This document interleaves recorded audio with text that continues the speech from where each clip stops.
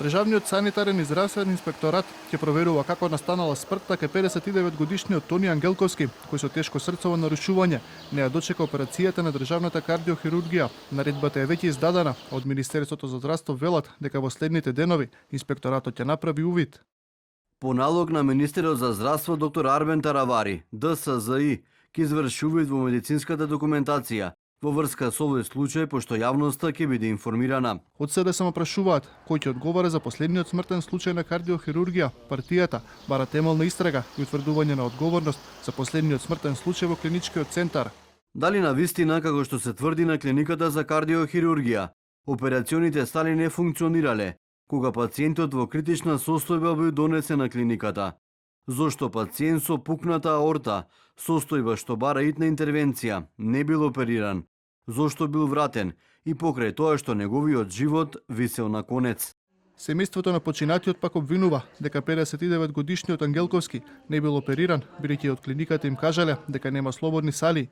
Ги препратиле до приватни болници, каде им било кажано дека квотата била исполнета до јуни, но и покрај тоа ги повикале да го донесат пациентот, да го стабилизираат, но бидејќи немале дел кој им е потребен, не можело веднаш да се изврши процедурата. Од клиниката за кардиохирургија вела дека пациентот веднаш бил згрижан, ја примил потребната терапија, пошто состојбата му се стабилизирала. Откако биле разгледани сите наоди, лекарскиот конзилиум утврдил дека ако се изврши отворен хируршки третман, шансите за преживување на пациентот би биле екстремно мали, што му било и објаснато на семејството. Препорачени биле 2 приватни болници, како и лекување во странство.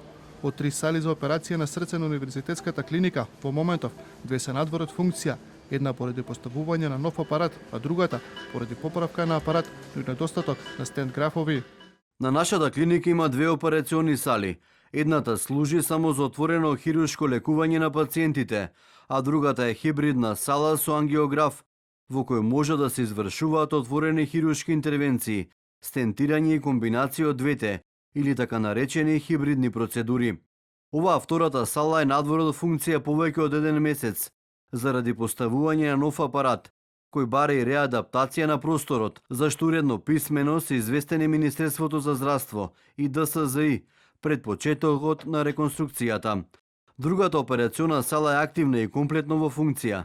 Имајќи ги предвид сите овие факти, беше испратено барање за конзилиарно мислење до клиниката за торакална и васкуларна хирургија, затоа што се тие единствени кои имаат инфраструктура, но и материјали за ендоваскуларен третман покрај нашата клиника во склоп на јавното здравство.